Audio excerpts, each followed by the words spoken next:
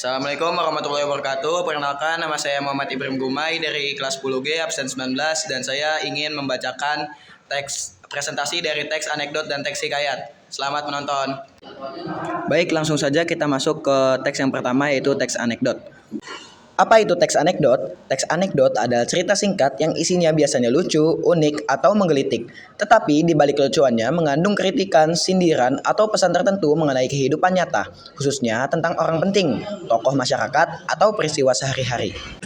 Teks anekdot memiliki tujuan utama untuk menghibur lewat cerita singkat yang lucu atau menggelitik. Namun di balik kelucuannya, teks ini juga berfungsi sebagai sarana sindiran atau kritik terhadap peristiwa, kebijakan, maupun perilaku yang terjadi di masyarakat.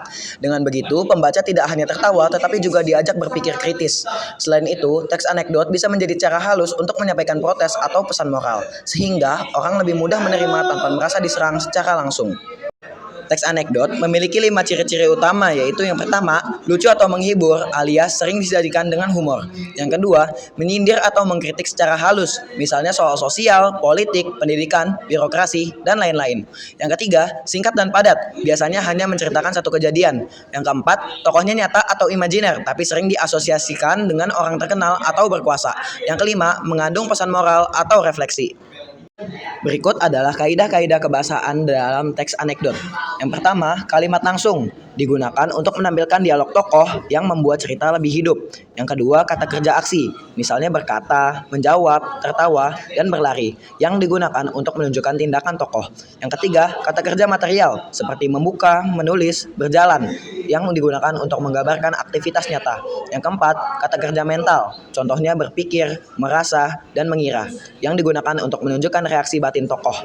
Yang kelima, kalimat retoris, pertanyaan yang tidak memerlukan jawaban, biasanya untuk menyindir.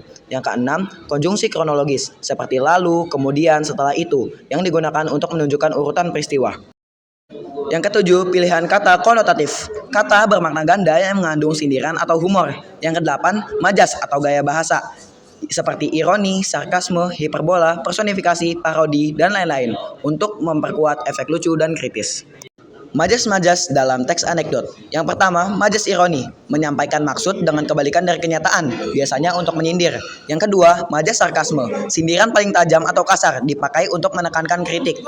Yang ketiga, majas hiperbola, melebih-lebihkan sesuatu agar keadaan lebih lucu dan dramatis. Yang keempat, majas parodi, menirukan gaya atau kebiasaan tokoh atau keadaan untuk bahan candaan.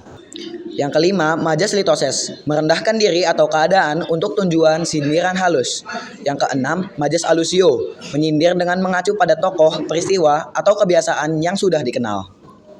Berikutnya, struktur-struktur teks anekdot. Yang pertama, abstraksi, bagian pembuka yang memberi gambaran singkat tentang isi cerita, biasanya hanya 1 atau 2 kalimat yang berfungsi untuk menarik perhatian.